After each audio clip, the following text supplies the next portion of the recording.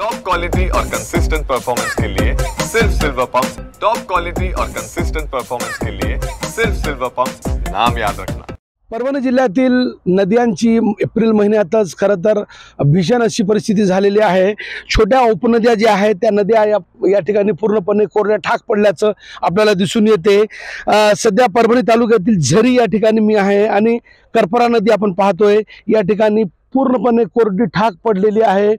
खरं तर काही नद्या ज्या आहेत, पूर्णा नदी, गोदावरी नदी पात्रामध्ये काही अंशी पाणी आहे, मात्र तोही पाणी एप्रिल महिन्यापर्यंत पुरेल एवढाच साठा सध्या शिल्लक आहे। कारण नद्या कोरड्या ठाक पडल्यानं खरं तर नागरिकांकडून कुठेतरी आंदोलन करण्यात येत आहे। करपरा नदी रुंदीकरण आणि खोलीकरण करण्यासाठी शेतकरी आज आंदोलन करत आहेत। त्यांची मागणी आहे की येलदरी जलाशयातून या नदीपात्रामध्ये शेतकऱ्यांच्या जनावरांसाठी पाणी साठा सोडण्यात यावा आणि सिंचनासाठी काही प्रमाणात पाणी सोडण्यात यावा।